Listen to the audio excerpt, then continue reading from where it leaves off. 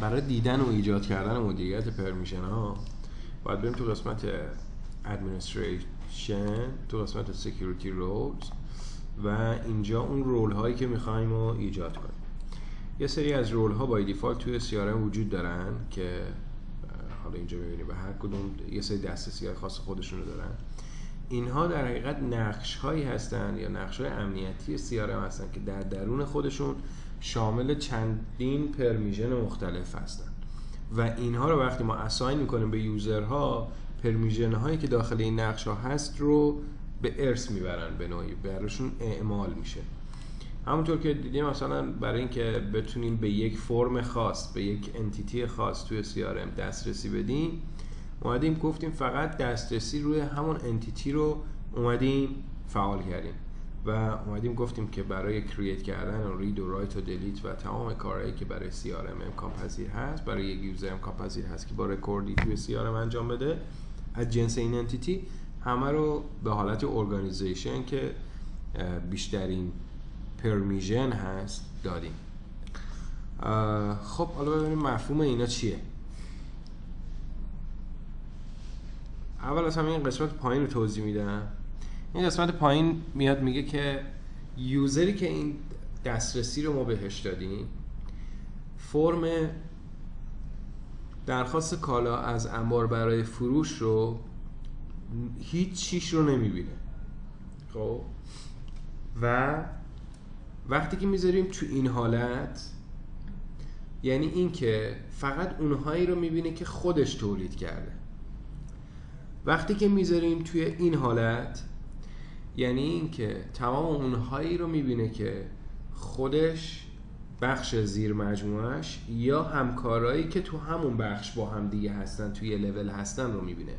یعنی بیزینس یونیت خودش و زیر مجموعه خودش. وقتی روی این حالت میذاریم یعنی parent child business units، یعنی اینکه parent business unit خودش رو هم میتونه ببینه.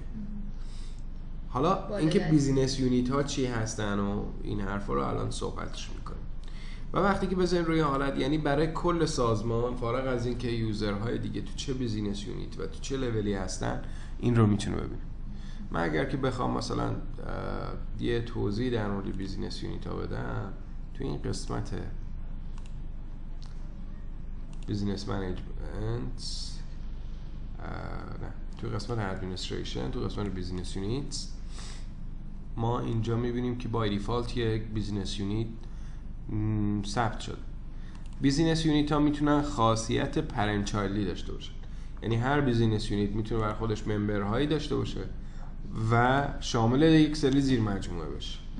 در واقع ما میتونیم اینجا نمودار سازمانی تعریف اینجا جایی هستش که شما چارت سازمانی تو تعریف میکنی و بر اساس اون چارت یوزرها رو اساین میکنی به بیزینس یونیت هاشون و وقتی به یوزری مثلا دسترسی میدی که تو فقط بخش خودت و زیر مجموعت رو میبینی، بر اساس اینکه تو چه بیزینس یونیتیه این تعریف معنی پیدا میکنه.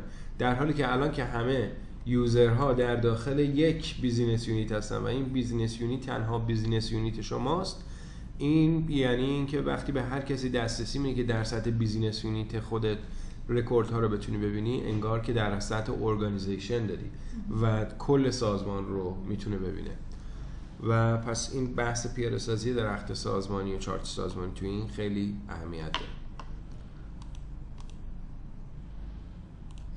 الان من اگه یه بیزنس یونیت زیر مجموعه RSA ایجاد کنم و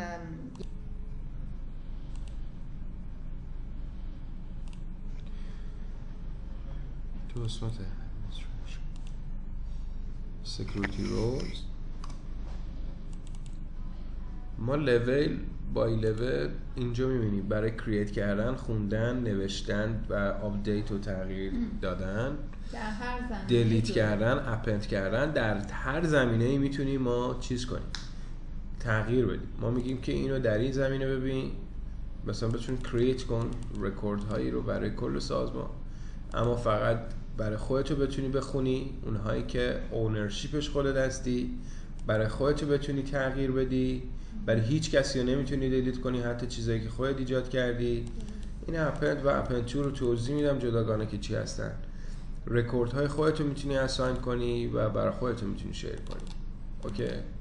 خب حالا وقتی که میذاریم این، تو رکوردهای کل سازمان میبینی ولی فقط برای خودت میتونی ادیت کنی. مثل اینه که من ممکنه کل مشتریای همه بخشا رو ببینم. آفرین.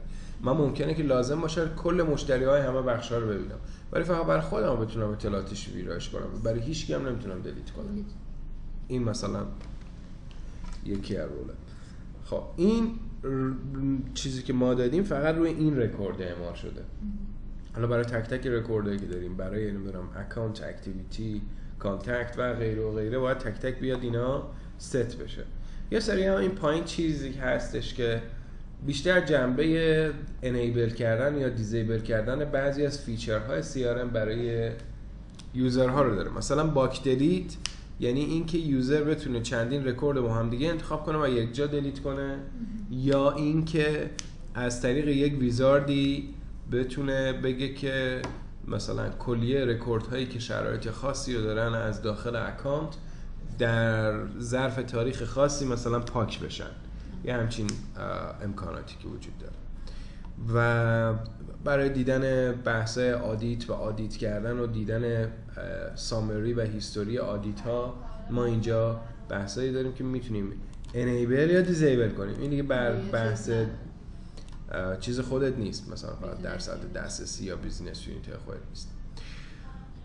اینو چجوری اساین میکنیم؟ مثلا این رول و پرمیشن رو میدیم به یوزر. اوکی، به اون میرسیم. نکته‌ای که وجود داره خواستم بگم اینه که ما دو تا قسمت داریم به نام اپند و اپند تو. اپند و اپند تو برمیگردن به بحث لوکاپ ها. ممکنه ما در کانتکت ها به گردش کار لوکاپ داشته باشیم یا در گردش کار به یک کانتکتی لوکاپ داشته باشیم. خب وقتی که ما در درون گردشکار لوکاپی داریم به کانتکت و در درون گردشکار من اپند نمیتونم بکنم، یعنی هیچ رکورد دیگه ای رو نمیتونم بیام و در درون گردشکار لوکاپ ست کنم براش. یعنی لوکاپ هایی که در درون گردشکار هست و دسترسی ندارم که تکمیلشو کنم. چیزی رو نمیتونم اپند کنم، متصل کنم، وصل کنم به گردشکار. خب این یعنی حالا اپند تو چیه؟ فرض کن که در درون یک در درون یک کانتکت یک لوکاپی هست به گردشکار، برعکس حالت قبلیه. توی کانتکت یه لوکاپ داریم به گردشکار. فرض کن من این اپند تو رو برداشتم، خب اما توی کانتکت این تیک اپندش هست، یعنی میتونه چیزی به کانتکت اپند کنه، ولی اینجا میگم که این رو نمیتونه به هیچ چیز دیگه ای اپند تو کنه. این رکورد گردشکار رو نمیتونه به هیچ چیز دیگه ای، حالا میخواد کانتکت باشه، اکانت باشه یا هر چیز دیگه ای باشه، اپند تو کنه. پس نمیتونه لوکاپ های این رو در درون دیگر انتیتی ها استفاده کنه. خب حالا چطور یک رول رو ما بیایم دسترسی بدیم و تخصیصش بدیم به یک کاربر؟ فرض میکنیم که این یک سکیوریتی رولی هستش که ما دادیم و حالا طراحی کردیم بر اساس سیاست‌های سازمان و بخشمون، اینو ذخیره‌اش میکنیم و میبندیم. نحوه ایجاد کردن رول هم که اصلا اون ابتدا اینجوری بود دیگه، یه اسم میدادیم، سیو میکردیم و بعد بقیه قسمت‌ها رو شروع میکردیم به ادیت کردن. و حالا میخوایم اینو اختصاص بدیم به یک کاربر. از اینجا اختصاص نمیدیم، بلکه میریم داخل administration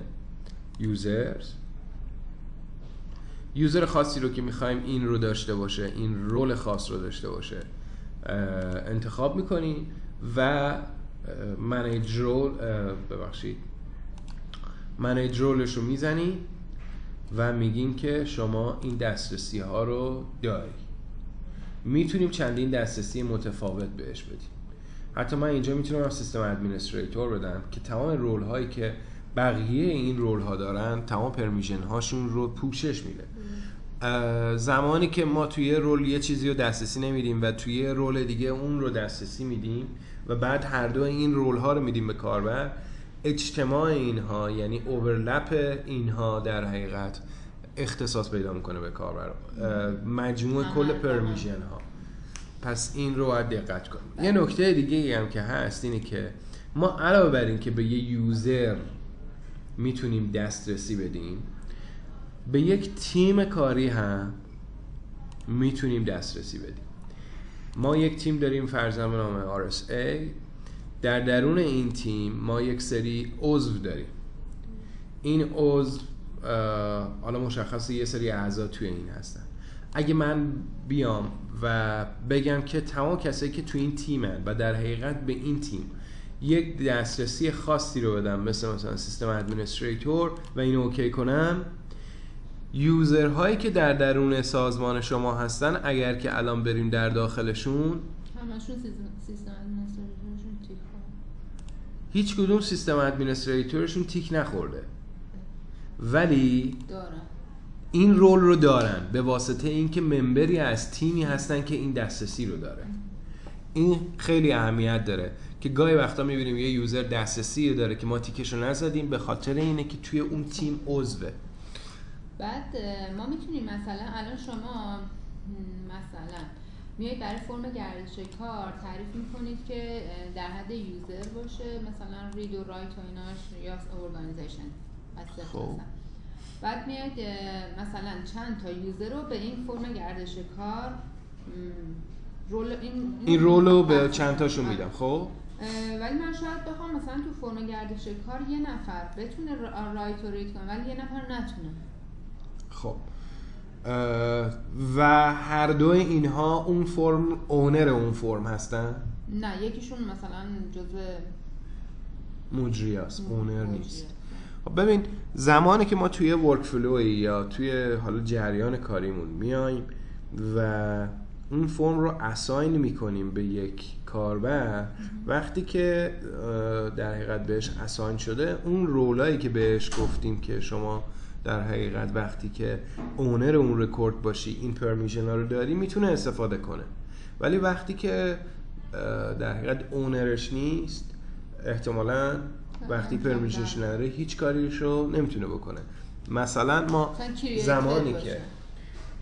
زمانی که مثلا ما گفتیم هر کسی فقط در فرم گردش کار بیاد فقط فرم هایی که مال خودش هست و توی اولین حالت، یعنی تو اون حالت یوزر گذاشتیم که یه مثلث زرد کوچیک بود، فقط اونهایی رو بتونه ببینه یا بتونه تغییر بده که تو این حالت هستن، تو حالت یوزر هستن، اون موقع فقط فرم گردشکارهایی رو میتونه تغییر بده که اونرشون هست، یعنی فیلد اونرشون برابر با همین یوزریه که الان لاگین کرده به سیاره. و بعد از اینکه اساین میکنه اونها رو، تازه اگر دسترسی اساین داشته باشه، بعد از اینکه اساین میکنه یا ورک فلو اون اساین رو انجام میده و از اون میگیره به خاطر اینکه حالا اون مرحلهش تکمیل شده، انجام شده، اون دیگه نمیتونه اون رو ببینه یا ممکنه بهش دسترسی داده باشیم که تو در حد ریدانلی اینو ببین. آخه من الان سوالم اینه که شما و دیگه نمیتونی تغییر شما روی فرم میایید دسترسی تعریف میکنید، نه روی آدم. ما روی فرم دسترسی تعیین میکنیم، بعد اساین میکنیم به آدم ها، انگار داریم روی آدم ها. خب هم ممکنه یه آدم به یه فرم، دوتا آدم به یه فرم دسترسی مختلف داشته باشن. خب اگر که اینجوریه، مثلا ما دوتا آدم داریم که بر اساس حالا شرایطشون که اونر اون فرم هستن باید دسترسی های مختلف داشته باشیم. مثلا میگیم که اگر که منی که کارمندم و اونر یک فرمی هستم و دارم یک مرخصی ست میکنم، فقط یک تبی رو باید بتونم ست کنم و وقتی که حالا مدیر من یا مدیر منابع انسانی اون فرم رو میبینه، اون تمام تب‌ها یا تمام اطلاعاتش میتونه تغییر کنه. ما در این موارد از یه سری مباحثی مثل فیلد لول سکیوریتی میتونیم استفاده کنیم و اینکه میتونیم برای هر کدوم اینا رول جداگانه داشته باشیم. مثلا به من رول بدی اون رکورد هایی که من اونرشون هستم رو نمیتونم دلیت کنم و به مدیر منابع انسانی بگه که مرخصی همه کارمندا رو میتونی دلیت کنی. این در این موارد باید دو تا رول ایجاد کنیم. رول مدیریت منابع انسانی رو بدیم به مدیر منابع انسانی و رول ایجاد مرخصی رو در حد خیلی ساده بدیم به همه کارمندا که اصولاً نوع اون نشانگرهایی که در داخل اون رکورد خورده متفاوته. درست. یعنی یه نفر میتونه 2 تا رول داشته باشه. یه نفر میتونه 2 تا رول داشته باشه. من چجوری برای یه نفر 2 تا رول بزنیم؟ خب ما باید 2 تا رول ایجاد کنیم و هر جفتشو تیکشو بزنیم برای اون یک نفر. نمیدونم. یعنی اینکه ما تو این قسمت ادمنستریتور تو سکیوریتی رولز این رو کیک میکنیم. فرض کن که این رو برای اینکه دوباره ایجادش نکنم میگم که فرم گردشکار 2 حالا مثلا همینجا 2 میده. برای اینکه دوباره کرییتش نکنم همین و اینن میزنم. حالا میگم تو این 2 این دسترسی دلیت رو هم داره. خب یا مثلا یه سری کامبینیشنی از دسترسی های دیگه هم داره، ترکیبی از دسترسی های دیگه هم داره. حالا اینو سیوش میکنم. خب پس ما الان 2 تا رول داریم، یه فرم گردشکار داریم، یه رول شماره 2 داریم. چرا همه اون فرما رو یه اسم میارن اینجا نشون؟ من الان کاری که میخوام بکنم اینه که بیام و به ایشون 2 تا رول رو اختصاص بدم. پس تیک جفتشو میزنم، اینو میزنم و اوکی میکنم. الان اینجا فهم ما یه فرم گردشکار نه توی رولا.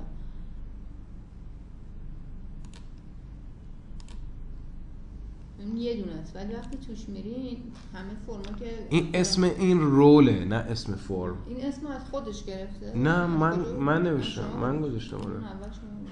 آره میتونی در حقیقت اینو پاکش کنی. این ربطی به این فرم گردشکاری که اینجا هست نداره. این میتونه هر چیزی باشه. اونا اسم انتیتی های ما هست، این کاستم انتیتی هست و این اسم رولمونه.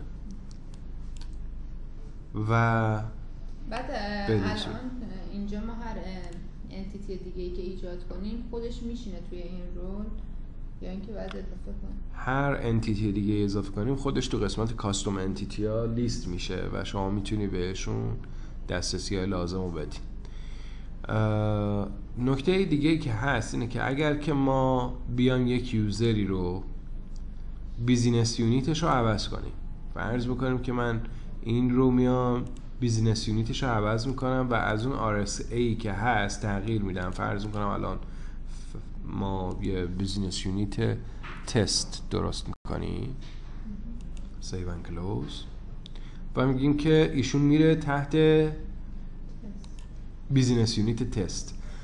به طور معمول در سازمان ها اینطوریه که وقتی یک نفر در درخت سازمانی سمتش عوض میشه و جایش عوض میشه، حالا گاهی وقتا با حفظ سمت میره به یه جای دیگه که برای اون یک حالتهای خاصی در نظر میگیریم، ولی تمام داکیومنت ها و امتیازاتی که توی بخش قبلش داشت رو از دست میده و میره توی بخش جدید. اینجا هم دقیقاً همین هست.